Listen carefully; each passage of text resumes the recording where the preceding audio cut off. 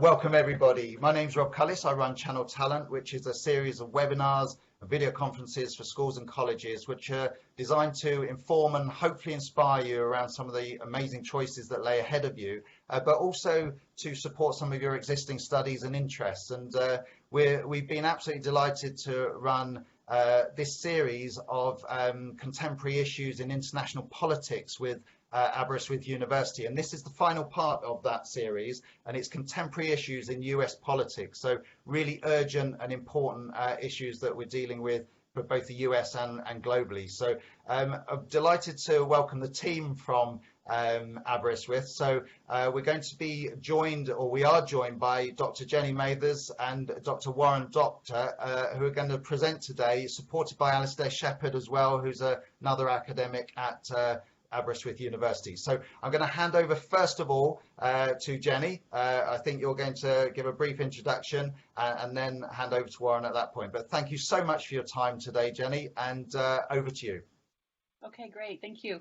Good morning, everybody, and welcome to the webinar, and thanks so much for joining us. I'm going to start by sharing my screen so we can start to see the slides.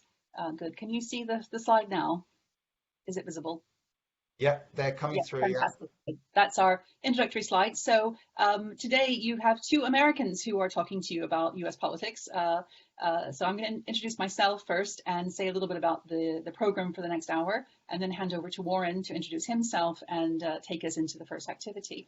But I grew up in Florida, in northern Florida, and I went to university first in the US at Mount Holyoke College in Massachusetts, and then spent a junior year abroad on exchange at Cambridge, and did my PhD, master's degree, or master's and PhD at Oxford. So in addition to doing some work on American politics, I work and teach on Russia. So I teach modules for the undergraduates on Russian politics and Russian security, and also Russian intelligence. And I also have an interest in women in war and gender and conflict and security, and I teach undergraduate modules on both of those things. So let me move on and start telling you about, oops, see if I can move to the next slide. There we go. Tell you about what we're going to be doing in this webinar. So when I hand over to Warren, after he introduces himself, we're going to do a quick round to ask you to think about how you would describe US politics in just one word. Please keep it clean. Then once we've had a little discussion around the words that you've chosen, then we're going to move into the main part of the webinar, which is based around a quiz. And it's just a bit of fun, a multiple choice quiz on 5 sort of key topics around US politics. So we're going to show you the questions, get you to do a little bit of voting. Rob will explain that when we get onto that. And then you can see how you voted, and then we'll talk about what the answer is, and then give you the opportunity to talk a bit more with us about the topic and what kind of issues it raises and why it's important.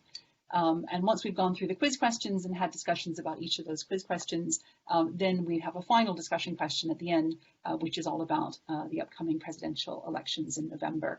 And hopefully we can get some good discussion going there. So this is a super interactive session, and I hope everybody's ready to participate either on the chat or by using the microphone as you wish. And we're going to let Rob do the sort of the chairing of that. So I'm going to hand over to Warren now and invite him to introduce himself. Thank you so much, Jenny, and thank you for having us both here. We're very excited to share our sort of knowledge and understanding of U.S. politics with you. As Jenny said, we're both from America. I'm also from the United States. I grew up in East Tennessee in a tiny little town called Rutledge, just northeast of Knoxville.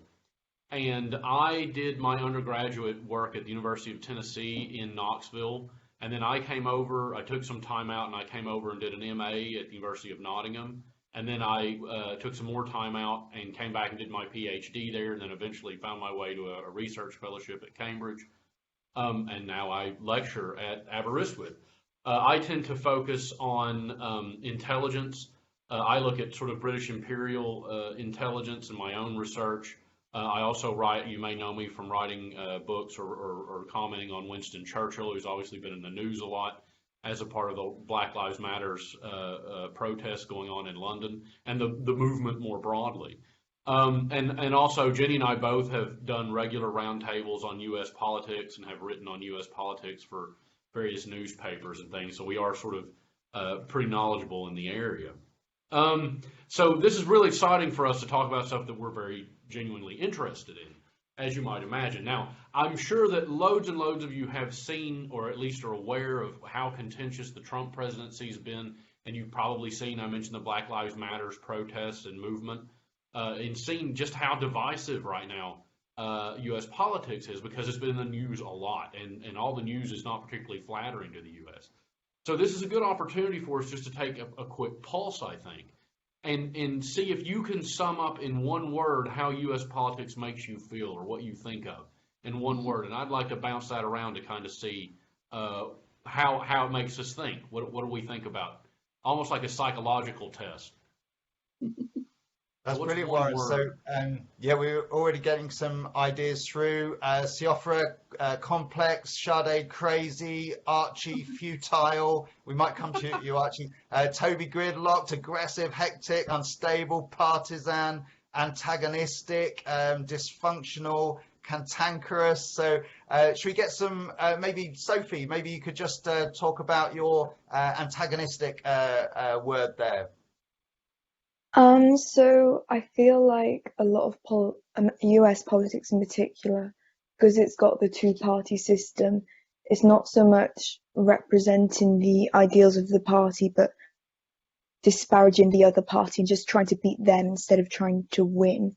It seems very combative, and it seems antagonistic. They're just trying to get a rise out the other in order to strengthen their own base. Great, thank you, Sophie. Do sort of jump in with any thoughts on Sophie's points, Warren, and we can maybe just get some other ideas as well. But Warren. Well, I think that's very insightful, but the two-party system has created this kind of tension. And I'll mention, obviously Sophie's absolutely right to pull up the problem that it isn't representative of everyone's views. What's interesting is, of course, the United States was designed primarily with a two-party system in mind, and I noticed one of the words earlier was dysfunctional, or gridlocked was another word that came up on my screen. And it just makes me think, one of the things that having a two-party system, the way it's supposed to work, is that it's supposed to encourage compromise. But of course, we're in an uncompromising situation, or uncompromising climate. And as a result, the system's designed to lock up, which is exactly what we're seeing. So there is a question of whether or not the system's working as it should or not. It's very frustrating when it locks up, don't get me wrong, but the system is designed to shut down if you can't find a compromise or a way forward. But I do think that it's very true that now, particularly with the advent of the internet and the sort of pluralization of views, that the two-party system isn't really working the way it should. I don't know if Jenny has thoughts on that. In fact, one of our quiz questions is all about the two-party system, so that this is a great sort of foreshadowing of the discussion that we're probably going to have in a bit. But those are really good words, actually, to describe US politics. Really very insightful. So fantastic. We've got some more as well from Facebook. I don't know if you're happy to hear these. I like David's word, simmering. That brings a lot to mind. And then Madeline and Esther talking about a drama. And Jess is saying divided, and I think that came up on Blue Jeans chat as well as corrupted and polarized and those sorts of words too. Fantastic. Right, shall we move on to the first quiz question, Warren? What do you think? Yeah, I'm happy to do that if you are. I think that those are great words, by the way, and my favorite that came on my screen, just so I can get this on record, was crazy, which I think sums it up pretty well. It does. Great. Okay. Do you want to say anything about the first question before I show it, or do you want me to go straight to the slide? Yeah, I would. So go ahead and put it up, Jenny, actually. Okay. The very first question that we're looking at is essentially, it's around polling. And polling, as you know, is very, very important. And we've seen, and you probably will remember, that the polls in 2016 were not particularly good because they overwhelmingly thought that Hillary Clinton was going to win up until just before the election. And so the polls sometimes can give misleading pictures. And one of the polls that we're looking at here is a poll that was set up by a company called Gallup. And Gallup polling has been going on since about the mid-1930s. What they do is they have a sort of daily average of how the president's doing. It's sort of the presidential approval rate. And as we've seen, Trump has had historic lows for his presidency in terms of the Gallup poll at this point in his presidency. So I thought it would be a fun idea to ask, just to get an idea of what you think, which of these presidents had the lowest average monthly approval rate over their presidency? Is it Harry Truman, who of course took over after Franklin Roosevelt after the Second World War, Barack Obama, who was elected in a landslide in 2008, Richard Nixon, who you all know resigned the presidency, or George W. Bush, who of course was one of the reasons that Iraq was invaded? And I just sort of wonder what our ideas on this would be. So we posted a link in the chat. I know some of you are answering on the chat as well, but maybe if you could just click on question 1, the link in the chat there, and then we'll start to see your results come through once you've completed that. So the link on the chat would be great. I'll just post it again just so that you've got that right in front of you. Yeah, the link will be really good to answer that way, Rob, because that way then we can tally the results properly and have a sort of our own poll, as it were.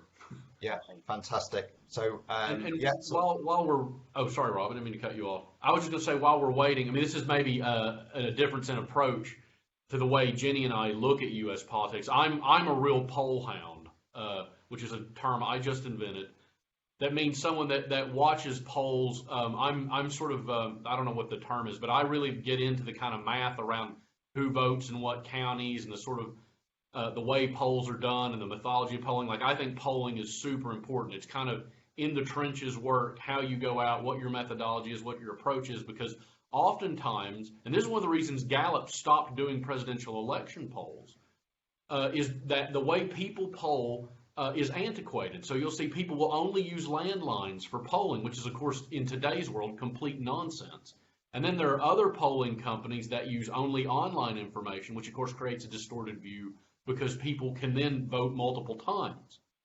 And so it's very difficult now, really since 2008, to get an actual crystal clear picture of what the American people want, because there's so many different ways to poll, and polling is really, really important. And how you poll is maybe even more important. We just check with Alistair and see if we're ready to show any results or any interim results. What do you think, Alistair? Should I hand over to you? Yeah, I'll just share the screen, which will hopefully bring up some of the results in the polling. Over to you. So this is the question. Hopefully this is what you've seen in terms of answering it. And so far, there are 31 responses, and I've refreshed it, but I've realized I can only refresh it a certain number of times, so I can't do it again. But this, at the moment, pretty much a reasonable lead for Richard Nixon in terms of the lowest average polling, which may not be a surprise for some people who read about Watergate or other things that he may or may not have. And then there's a tie for Barack Obama and George W. Bush. And then Harry Truman is currently 4th in terms of the lowest average monthly approval rating. So that's what we've got at the moment. Let's see if we've got one more refresh on this and see if there's any more coming in. Yeah, just a few more there, which extends Nixon's lead slightly as the least approval. Can everyone see that okay? Yeah, that's come through. Yeah, that's very good, Alistair. Thank you. Okay. So whenever you want to. Yeah, so shall we go? So this is one of my favorite questions because the answer is, I think, probably going to surprise you. If we can go ahead and get the answer up, Jenny. Yeah, Jenny can. See how we go here. There we go. And the answer is? The answer is, in fact, Harry Truman had the lowest average. In fact, his average was so low in his presidency. There's a famous picture you can Google online where he's holding up a newspaper that said that Dewey had become president, who he famously ran against in the next election, because they thought that the election was over, and the paperman went to bed, printed the paper saying Dewey would win, and they went to sleep and got up the next morning when, in fact, Truman won the election. It's perhaps very surprising. I don't think it would surprise us very much to know, of course, that Obama had pretty good numbers and George W. Bush had pretty good numbers. But what's surprising here, I think, for most people is that Richard Nixon, who's one of my favorite presidents, I might add, Jenny and I argue about this a lot, or at least I'm interested in him.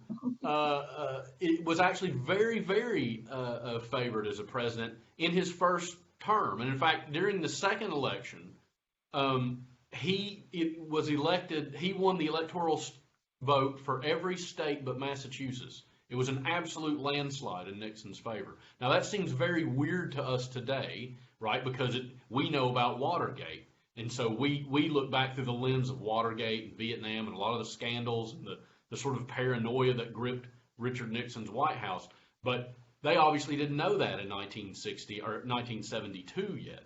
And so that election he absolutely swept the field with. So it's really interesting how surprising it was. And on the other end, if you look at Gallup, you get people like Kennedy, who comes out with 70% approval rate, or Eisenhower, who was, of course, famously an American general in the Second World War. So really interesting things polls can tell us about the state of American politics, and sometimes it's very surprising. Great. Warren, did you want to pose any questions for the chat before we move on to the next question? Well, I guess I could just like to put out there to people to see, does it surprise you that Nixon was as popular as he was? And actually, forget that. Let's focus on what just happened. I mean, if we look at the polls right now in the U.S. election, you can see that Trump is not performing very well in the polls. But do you think that this is an indicator of whether or not he'll win the presidency? How important is polling, I guess, is the question.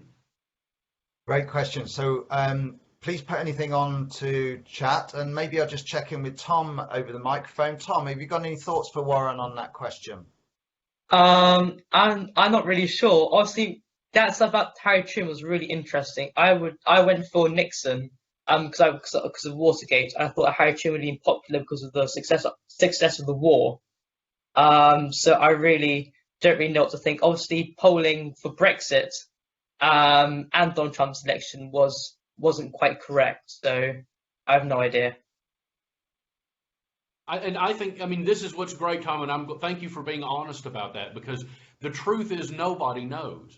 Polling is so strange, and the different methodological approaches to taking the polls are so different that any given poll will always have a bias one way or the other. And one of the, when you start getting into U.S. elections, there are polls that come out by Rasmussen, for instance, or Zogby, which are relatively good, but they're biased in certain ways. Whereas Quipiconic polls or the Marist polls tend to go the other direction. And so you ultimately have to look at lots of different polls to triangulate what you think the answer is. And there are great websites for this. So one of my favorite, again, as a sort of poll hound, is to look at a website called 538, which is Nate Silver's website, where he takes a poll of polls and works out the sort of mathematical spread. And if you do that over long enough time, the idea is that it will give you a pretty good picture of how it works. I mean, his sort of blog, he also does U.S. sports, but I totally recommend, if you're interested in this kind of stuff, Nate Silver's website, 538, is fantastic. Wow, definitely. Thanks very much. That's brilliant, Tom. Thank you for that. We've got quite a lot of ideas coming through. Maybe, Ollie, we could go across to you, Ollie, with your thoughts, and then we can maybe share some on from the chat as well. But Ollie. Well, just speaking from a UK perspective, obviously over here it's the two main parties, Conservative and Labour, and lots of people will be, I'll always vote Labour because I'm from this region, or I believe in this, I'll always vote Conservative. And therefore, whoever leads the party, they won't really mind. They'll just vote for, say, Labour. But I think where in the US, it could be a different two candidates every different election, people don't have that same allegiance to the Democrats or the Republicans. Like, say, like Joe Biden at the moment, he switched between Democrat and Republican his whole career. So I think where it's more the person, people will more easily switch their opinion. And that's why polls are less successful, because people could change their opinion just in the blink of an eye because they have no real strong allegiance. I think that's an excellent observation, because you're absolutely right. I mean, how someone votes on one day will be completely different on a different day. And you have to remember that in U.S. politics, essentially, right, you're fighting for the middle 20% of the electorate. and they'll change their mind on a day-to-day basis. There are even theories of polling out there that say that any polls taken a month, anything outside of a month ahead of the election is useless, because it's only in that last month or even the last week that people start actually deciding who to vote for president. So, you know, there's a lot of information swirling around on that. And I think that this is also a great segue into our next question. Is that right, Jenny? It is, precisely. So if you don't mind, we'll keep moving and we'll move into the next question. So just before I show you the question, just to say that this question is all about the two parties and American political party allegiance, because as Warren has said earlier, the two-party system is really dominant in the US. It's really hard baked into how American politics works. And, you know, all the way through elections, but also in terms of behavior in Congress and in state legislatures and so on. So the two-party system is really a key element. So here's my question. The quiz question is actually, in 2017, what percentage of Americans identified as independents rather than as Republicans or Democrats? You have four choices: 7%, 17%, 42%, 48%. And I think there is hopefully a link in the chat to that poll. Is that right, Rob? Yeah, the link is there. Sharon's posted that, so do put your answers down, and then in a moment Alistair will share the results. But thank you to everyone for all of the previous comments as well. There's lots to do with polling accuracy and where it's been accurate and not accurate for the popular vote and the EC vote, and yeah, but yeah. This is maybe a good chance for me just to sneak back in and say that, you know, if there's something we weren't able to get to in your question, you know, we've left time at the end so we can come back to talking about the inaccuracies of polls. We have lots to do, so fear not. I'm here to answer questions, and so is Jenny. Yeah, absolutely. And of course, another feature of polling is that sometimes the people who are asked to give their opinion in these polls may not feel comfortable giving their true opinion. And there was, you know, famously after the 1997 general election in Britain, when Labour came into power, afterwards polls suggest that more people claimed subsequently to have voted for Labour than actually did. So you have the situation where people want to give certain kinds of answers and want to kind of show who they are in various ways, and may not feel comfortable saying what they really think. Alistair, how are we doing? Shall we show how the voting is going? Yep. If you unshare, then I'll put up the results as they currently stand. Okay, so we've got, I think, most people who responded last time. So there was your question, and the responses were looking quite tight when I last looked. Here we go. So we got majority of people going for either 17% or 42%. Couple for 7% and just 2 for 48%. So I think that's roughly the same number of responses we had last time. So that's pretty indicative of who's on the Blue Jeans platform being able to show up on this link here. Fantastic. Great. Shall I show the correct answer? Yeah, here we go. Over to you. Right. Okay, so the correct answer is 42%. 42%. Yeah, so which was most people. Which was just the winner in the poll. Yeah. Yeah. So well done, everybody who chose that one. You're well informed. In comparison, only 29% of Americans said that they identified as Democrats. Only 27% with Republicans. So my question to those of you who are watching on the chat is this: given how dominant the two-party system is in America, why do so many Americans not want to identify with either Republicans or Democrats? What is it, do you think, that's driving this reluctance to identify with one of the two main parties? So suggestions on the chat, or people who want to speak. I'll let Rob do the chairing and the moderation. Yeah, we'll look out for chat, but maybe Yahya, I know you're based in Egypt, and give an international perspective on this, but any thoughts on that question? Yeah, well, I think it might have something to do with the fact that the two parties tend to bicker and fight with each other quite a lot. and that might have sort of made the American public, more reluctant and just tired of their constant bickering to identify with one party or the other. Yeah, that's an excellent point. I think that's Thank you.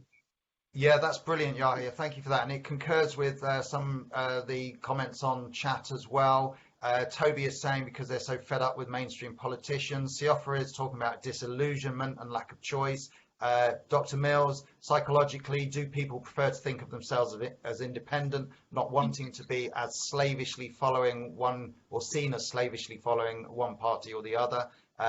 Matt is saying people want to only decide based on how the actual elections are going. So a person may decide who they go for on the night. Alan, possible backlash from friends, swing voters, Archie's mentioning. And Dr. Mills, remember reading some research that had been done with self-identified independent voters, where it became clear that the majority did actually lean to Republican or Democrat in their views on issues.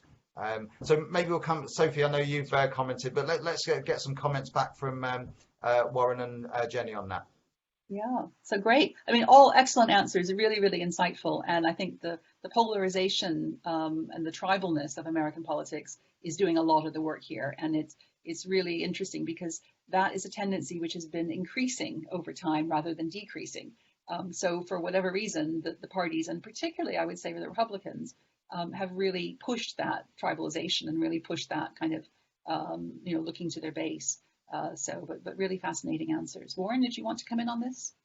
Yeah, I completely agree with you. The comments are really excellent. I'm glad to see how actually in touch with American politics that everyone is. One of the things I thought of was that escapist said also there's a set of people who vote sort of in ways that completely don't take the parties into account. And I think there was a comment around that. I've met several people who will vote a checks and balances ticket. So what they'll do is if the president is, say, a Republican, they will only vote for Democrats in the House or the Congress in order to have a checks and balance approach so that they pull from both parties as they see fit. And I do think that that's one of the real differences between U.S. politics that has been pointed out and the UK politics, because in the UK it's much more like I'm a Labour person, I'm from a Labour area, it's a part of my family, it's a part of my identity. Whereas in the US it's much more about that independence, that independent streak, being able to think for yourself, not trying to line up with what a party wants either way. And so you do, I think, have people trying to identify as independent to do things just like that, to vote checks and balances. So it's a very complex picture in the U.S. that way. It is indeed. We've got we've got some great comments from Sophie and Brody, Charlie and Madeline on Facebook. Alan is asking a specific question about how does it work with the primaries and caucuses for the 42%? Don't you have to register for a party in some states to take part? Yes, absolutely you do. But of course, those people who aren't registered as either Republican or Democrat will vote in the general election, or they can vote in the general election. It's just that the primaries for most states, you have to be a registered member of that party or adherent to that party to vote in the primaries. But I would add just on that it's different per state. And some states allow you to vote, if you're a registered Republican, you can vote in a Democratic primary and vice versa. And so it's a sort of mixed bag. And these are just primaries we're talking about. Caucuses, like in Iowa, we would take all day to explain how those work, and we would never get anywhere because I don't think anybody knows how those work. But it's very, very complex how caucuses work. And the primary system is complex, but you do have some states where if you're registered independent, you can vote in both, or if you're registered Republican, you can only vote in one. And you have it where you can vote in all, or you can just vote in one party. It just depends on the state rules. So it's a sort of layer of this being quite strange and complex. Absolutely, yeah. Well, my home state, you have to be registered for that party to vote in that party's primaries. So, great. Should we move on in Tennessee, you can vote in either. Can you? All right. Yeah. Okay. Or you used to, you could. I haven't looked at the ballot in a while. Okay, great. So let's move on to question 3, because I'm aware that we still have more exciting questions to get onto. And question 3 sorry, I'm just being joined by my cat who's insisting upon having a lap. So here he is. He's just come in from the rain. Question 3 is all about representation in Congress, and particularly about the proportion of seats in Congress occupied by women, because this is one of the things that we look at a lot as people who study politics. We look at it in Congress, in Parliament in the UK, and other representative bodies. We're always looking to see what proportion of men, women, what proportion of different ethnic groups, what proportion of perhaps people in different social classes are actually being represented in Congress or their elected bodies. So let me show you the question, which is this one. Out of the 535 seats in Congress, how many are currently occupied by women? Is it A, 59, B, 127, C, 188, or D, 236? All right, so have a little look at that. Give us your best vote, and I think the link to the voting is on the chat as usual, Rob. Yep, that's all available to everyone, so everyone should be able to vote now. Matt is suggesting not to try and count the number on the picture. No, no, I don't guarantee that the number of people that you see in that picture is actually the right answer. So good. So have a guess or demonstrate your knowledge, whichever it happens to be. Alistair, have we got any results that are worth showing yet?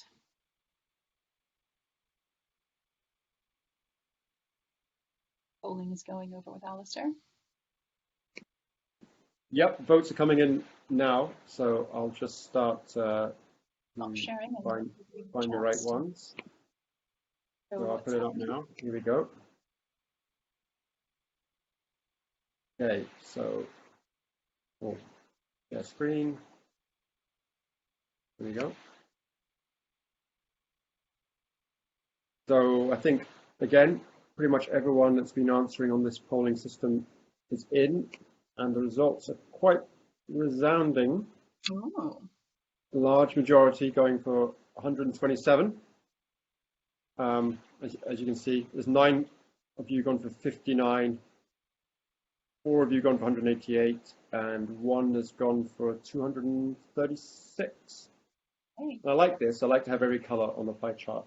So yeah, it's horrible when everyone goes for the same one. So this is visually a good result. But excellent. Okay. I'll bring it back to you. Okay, let me on my screen answer, which is 127. So the majority were absolutely correct. So you have 23.7%, which is not quite a quarter.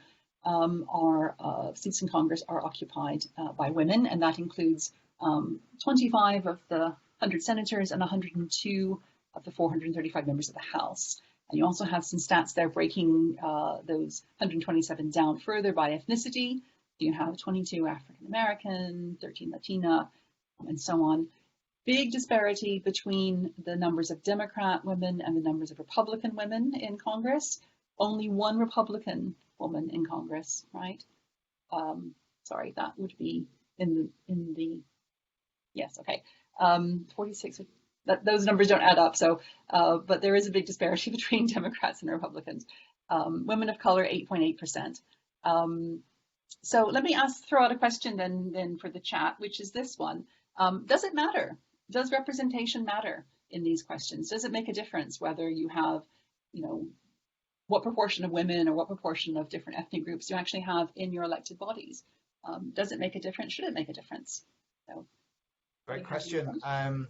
Maybe we can check in with Brodie. I know that you're on the microphone, Brodie. We'll come to Alan's question about whether this is the highest ever number as well, but maybe we can do that in a moment. But Brodie, any thoughts from you on representation? I mean, obviously, representation is obviously important when you're talking about something that is representing the people. Obviously, if you've got entirely men in one it's like Britain in the 1800s when it was just white landowning aristocracy. That's not representative of the people that are actually voting.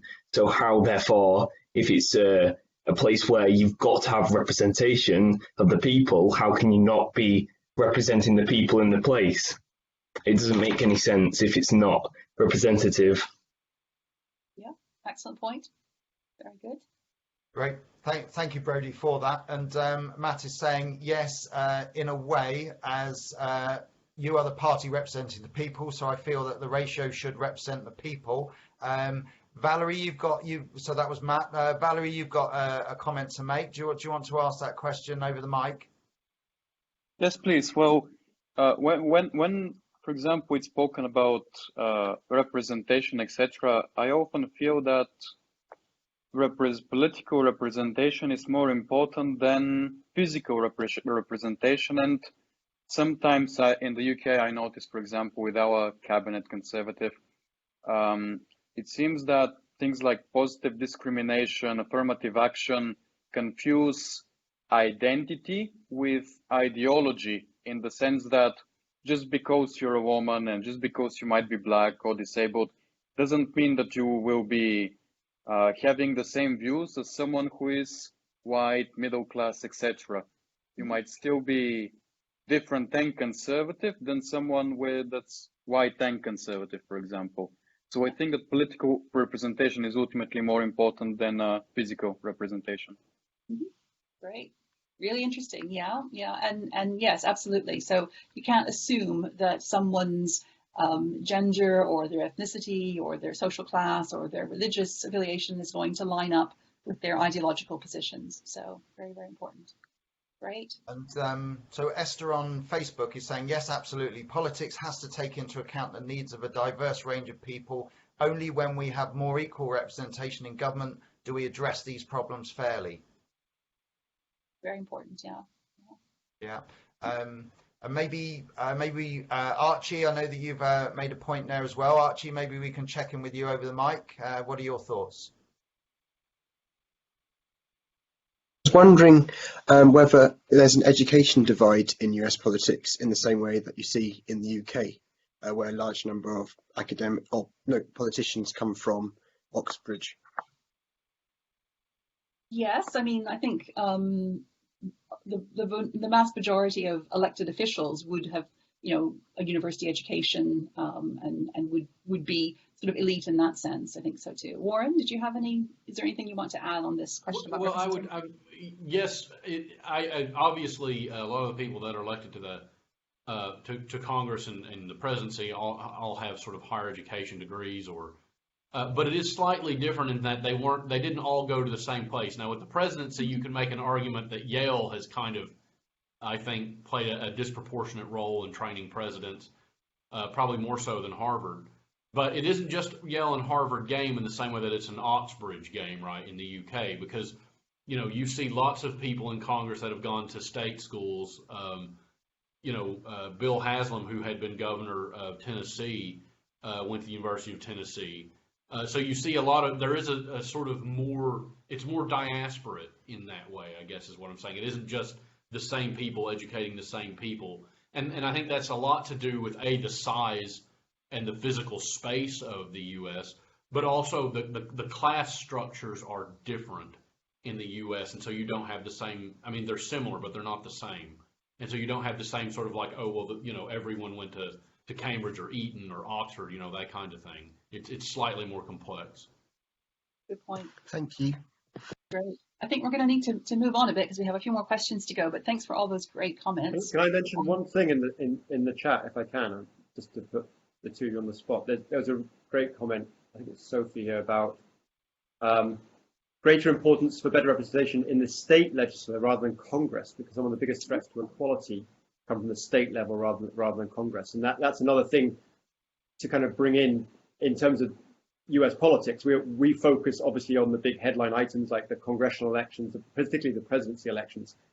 But again, a lot of, and it's not talked about in that kind of word, I don't think, in US politics, a lot of the powers in many areas are actually devolved to states, perhaps more so than, well, at least a few years ago in the UK. So I just thought that just struck me as quite an interesting, important point to raise. And if I could just hop on there real piggyback on, I mean, that's a brilliant statement, and it's a good segue as well into our next question. And and why this is important, particularly now as we see in America become increasingly politicized. In my opinion, and Jenny maybe agrees or disagrees with this, Newt Gingrich in '92 started a thing called has become to be called the American Culture Wars, and he put forward the idea that the Republican Party shouldn't necessarily focus on the national level, but the Republican Party should focus on owning their states, controlling the branches of government in their local state government. And so for 30 years, or give or take, the Republican Party has focused on winning local ground games and putting big money from interest and lobbyist groups into local elections where you can buy an election for not very much. By which I mean, just put in ad time. And this is a strategy that we've seen from the right, in particularly people like the Koch brothers, who will go in and spend, $1 million, $2 million on local small elections, on like electoral officials and things that you wouldn't necessarily have ever seen before the mid '90s. And now it's just how the game's played. So the Republicans have really focused on that level. And so this brings in our next question, because where does this money come from? Particularly when you start talking about having an effect in the state levels. Now, this question is about the federal level, but it's still very important. Yeah, definitely. In fact, we'll move on to that in just a second. Let me just show you quickly one slide which publicizes something that we did in the department, which was sort of watch documentary about a group of women who ran in the November 2018 midterms for Congress. I definitely recommend watching the documentary if you have the interest and the opportunity. It's on Netflix. It's called Knock Down the House. And it really kind of shows you what it's like to be a candidate in America, what it's like to run for Congress, especially as an outsider, somebody who's never done it before. So really interesting. Right, Warren, shall I show the quiz question for the next one? Yes, that would be great. And I love that we showed that in the department, because that's a fantastic movie. So I know we were talking about it at the state level, but this question is more about the federal level. So I just wonder, from what you know about U.S. politics and what exactly it is lobbyists do and how they go in and kind of pay money to alter programs and this kind of stuff, and there's schools of thought about that being perfectly fine in a functioning democracy, and other, I would argue, more rational schools of thought that thinks that's utterly corrupt and insane. What do you think? Where does most of the lobbying come from? Now here, this was taken as of 2017, and as you might suspect, getting numbers around this is quite difficult because often lobbyists want to hide their influence. But the first that you might imagine being a major player is the automotive industry, because so much of American sort of production features the automotive industry. There's the obvious oil and gas choice that a lot of us who've studied and spent a lot of time studying the Iraq War are familiar with. There's also, of course, defense spending, which is an enormous part of the American yearly budget. And finally, lobbying from pharmaceutical and health products. And I just wonder, which of these do you think puts disproportionately the most money into U.S. politics in order to garner favor? Great. So we should have a link in the chat to the place to vote. Alistair, are we ready to show any results? Yeah, people are thinking longer about this one. It might be a slightly trickier one to stab a guess at, or to right, I'll stop sharing my screen. Quickly Google something. Give you a chance to. Okay. Oh, they're all firing in now. We've got quite a few. That's good. I mean, it's a very complex question. I mean, there are different, like I say, different theories of governance in the U.S. that actually advocate for lobbying as a method of free speech, or as a method of just being, this is how things operate healthily. So we've got the moment, and you can see once it's up, and we do this when we come into schools and colleges as well. We show this as a kind of a live response, and we get people sometimes following the majority and things. Oil and gas was leading for quite a while, probably understandably. Pharmaceuticals have now overtaken. Defense is quite high too. Cars slightly further behind actually. So again, got over 32 responses in now, which is roughly what we've been getting each time. So at the moment, the winner is the pharmaceutical industry. It looked like oil and gas for a while, but we swung to the drug industry, as it's colloquially known as. There you go. Screen is free. For you, Jenny? You- Or Warren? The results, are we ready? Yes. It is indeed. You're absolutely correct. The majority of you, it is in fact the pharmaceutical and health industry with 281.47 million. So you can see that the amount of money put in by companies like Pfizer or GlaxoSmithKline is just enormous compared to what other things. And this is only what we can see, right? Again, lobbyists don't necessarily want you to see what they do. And one of the reasons that there is such spending, I think, around this, and I'd like to hear what Jenny has to say about it as well, is that because, of course, since the Health Care Act that's frequently called Obamacare, and then, of course, Trump's subsequent spending and push to try to undo it, there's been a lot of political maneuvering in the field around pharmaceuticals and how it's paid for and how it's costed. And as a result of this political movement, it's allowed lobbyists to get in there and tweak and play and try to get certain things passed that comes out for them. And I just wondered what you thought about that, Jenny. Yeah, it could very well be. I mean, because healthcare has become so such a contentious issue in American politics, something everybody has a view about, something everybody cares about. But the question about how to answer, how to solve the problem is something that there isn't an agreement about. And so whenever there's this kind of a really important issue that divides the country, it really gives the opportunity for lobbyists to come in and spend a lot of money and try to influence the outcome. So absolutely. And I think that this raises a question I would like to put out to people is, of course, I think we all know that the American healthcare system is probably the most expensive in the world, but not necessarily the best. And I just wonder to students listening, how important is healthcare, particularly on this upcoming election?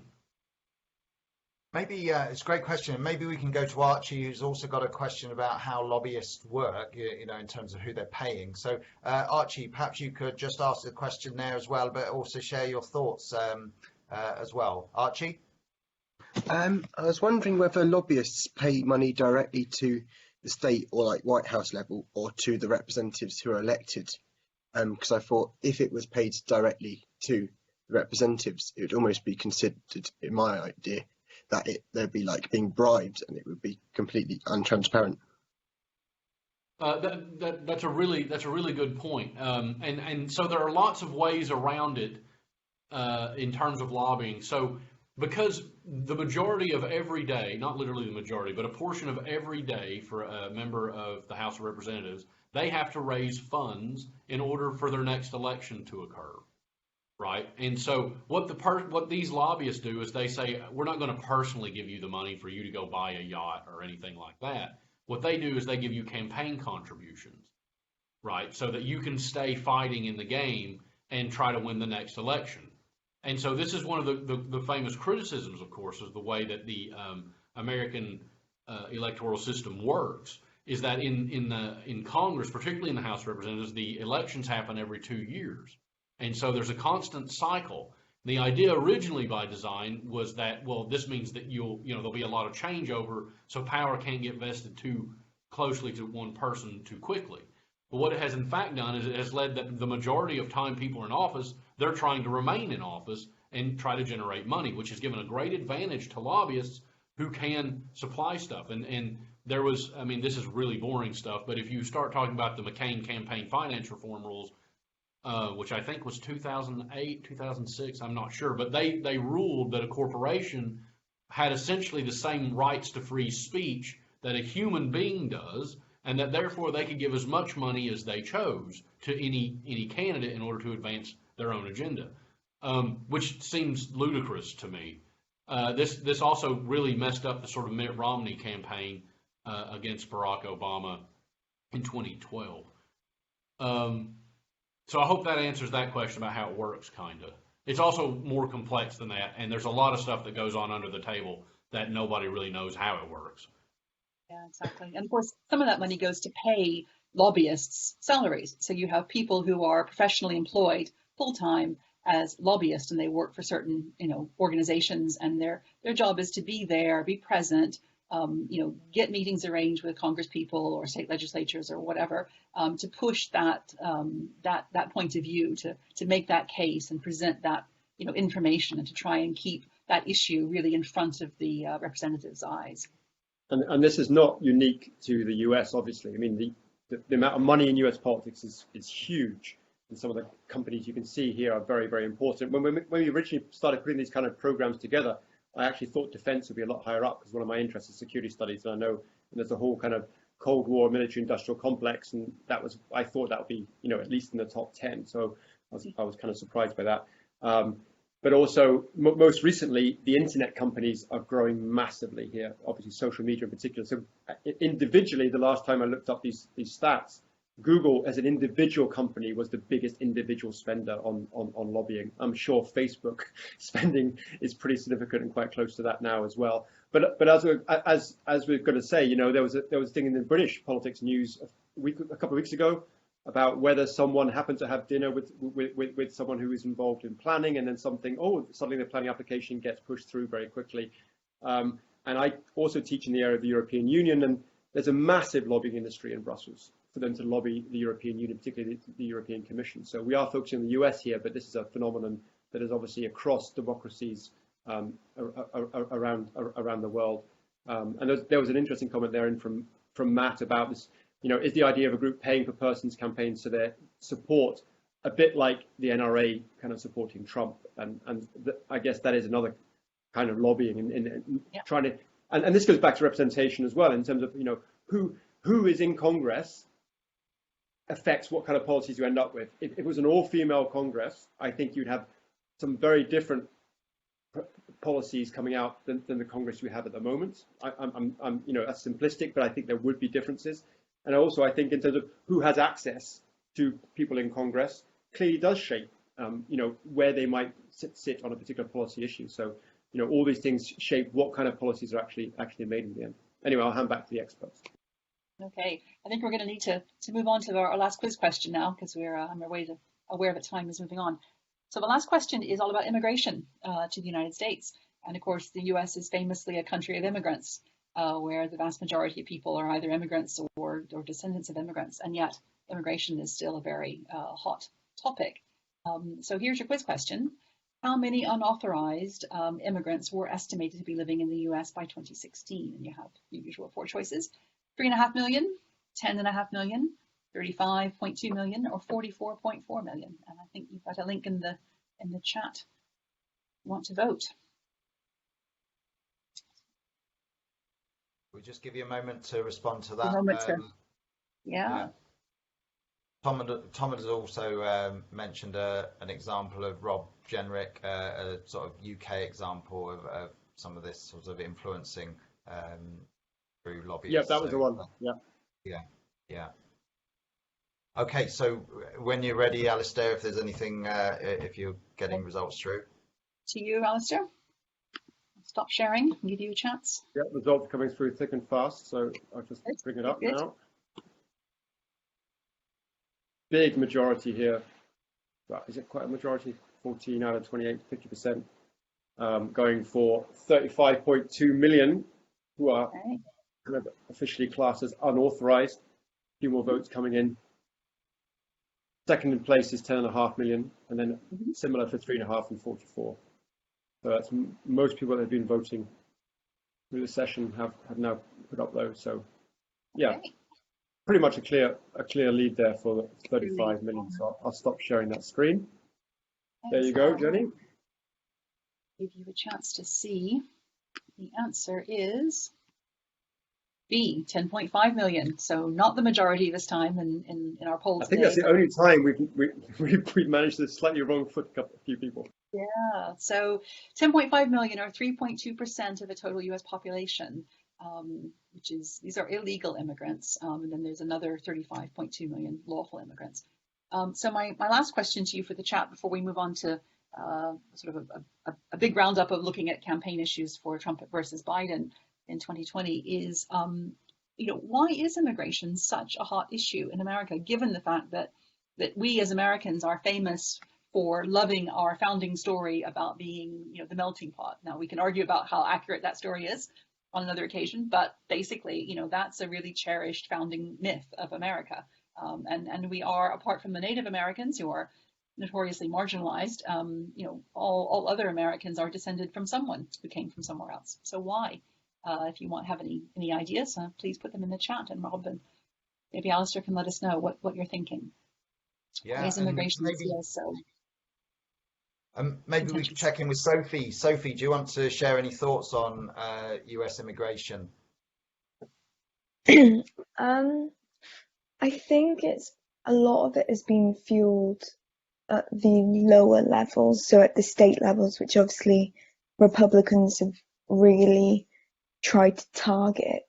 So it's sort of having that sort of grassroots, like seeing them as an other, in places where it's probably already a bit of a problem, where there is like sort of cultural conflict between these different groups, and it's just exacerbated by ads and the sort of rhetoric around immigrants and othering them. So they're being seen as a threat, I think. Yeah, really, really good points there. This whole idea of creating a sense of a big divide between those who are already American citizens versus those who might aspire to be them, and really, you know, creating the sense of the other, as you say. Yeah, the figure's just quite astounding. If it's 3.2% of the population, and yet if you look at the online, the TV media, and even the print media, this is such a big issue for what is actually a relatively, well, a very small portion of the population, and also a falling proportion of the population, actually. You know, but then, as we all know, in various populist politics, experts and data don't always resonate with people. Valerie's come in with a comment, which is obvious one, which is basically, is race a factor here? And the fact that by one estimate he's put up, you know, by 2045, white might be a minority ethnic denomination in the US, and that could be a concern as well. Yeah, really important, very, very important. And we also have, so Matt is talking about fear of the unknown, and Charlie on Facebook is talking about fear of job losses, fear in terms of housing, waiting lists and things like that. And Tom, I think you want to say something. So Tom, over to you. Yeah, so I was in Salisbury Cathedral because I was doing tours there, and I met an American couple who were running a charity in Maine. As a church charity that's sort of focusing on sort of marginalized youth or what have you. And for them, one of the really big issues was that a lot of new immigrants from the South in states like Texas, New Mexico, where the welfare systems were being sort of overrun, many immigrants from there were being sent up to Maine because their welfare state was under very little pressure whatsoever. But very quickly, they found that this was causing massive issues, and actually far more people were having to resort to their charity because the welfare wasn't able to provide for new immigrants who were coming into the USA. Yeah, there is a lot of rhetoric certainly around this question about you know, claiming benefits and taking resources away from citizens, and that's a really powerful narrative that you often hear in these debates. So yeah, thank you for that. There's also a really good comment, not only because of that, but it links to things I also do when I'm teaching on the European Union, is that how Trump, but not just Trump, I think others have as well, have linked immigration to other policy issues, particularly security issues. And you've seen this again at the European level as well with the refugee crisis, which peaked in 2015-16, and how certain politicians immediately linked that to the rising terrorist threat, which again feeds into the fear of the unknown that was mentioned earlier, but also the link between immigration and the economy and unemployment, which was also mentioned by Brodie. And you can see that was an angle used by the Leave campaign, the Brexit referendum as well. You know, in terms of, you know, there's immigration, they'll take jobs, or as was just been talked about by one of the participants, you know, how this then becomes, you know, not just in jobs, but also a drain on resources and things like that. And then there's a question there from Alan about US born contingent, and this links into the kind of, you know, children of unauthorized immigrants, and that's something that, you know, Obama pushed a lot, and Jenny knows a lot about as well. So there's a lot going on in the chat there. Good. I'm aware that we're running out of time, but I wanted to show the last slide and to give Warren a chance to introduce the final question, to see if anybody has any views on what will be the key campaign issues. So Warren, did you want to say anything about that? Yeah, and I think this is probably a good thing to go out on since we are running out of time. But there's a huge question here about what, how the 2020 campaign is ultimately going to shape up the election. And I just wonder what the students feel like will be some of the hot button issues. I mean, obviously immigration is one. It's one that Donald Trump ran on in 2016 and won on in 2016, stoking up those sorts of fears exactly as people have pointed out about questions of identity and whiteness becoming a minority in the U.S., preying on these sort of, I'm going to call them middle class, particularly white middle class fears. And Trump's been able to use that. Now, Biden, to some extent, is trying to undermine Trump's message. But of course, the criticism from Biden from the far left is that he's not radical enough. And so people like Bernie Sanders, who has endorsed Biden, but still have been quite critical of Biden not being radical enough in what he's trying to do. So yeah, I can see that Matt has said immigration, of course, race, which is a huge one with the Black Lives Matter stuff going on, gun rights, which is another one of those fears I'm talking about that the Trump campaign is working on, healthcare as well, and I wonder how much of this, because we can really see with the protests and things going on now, particularly in the era of COVID that we all live in now, that Trump is really doubling down on what Richard Nixon called the sort of guns and order type strategy, is that he would bring order to people. But Trump is infinitely more erratic, and I would argue much, much less intelligent than Richard Nixon. And so the fact that he keeps doubling down with his base, I've noticed increasingly on right-wing websites that he's alienating his base because at times he just erratically switches his position and has made decisions, for instance, when he's telling states to open back up, right, because of COVID, this goes against a lot of what his base believe about states' rights. And so the president saying that he has absolute authority actually undermines messages from the right. And so he's starting to alienate and confuse some of his followers. Whoever just said the economic impact of COVID, I thought that's absolutely right. Trump, in many ways, is married to the economic health of the United States. And because America's having such a difficult time managing the COVID problem, it seems like the whole V-shaped recovery that he was hoping for is not going to materialize. And this could really, really hurt him in the Rust Belt states. What do you think, Jenny or Alistair? Sorry, Jenny.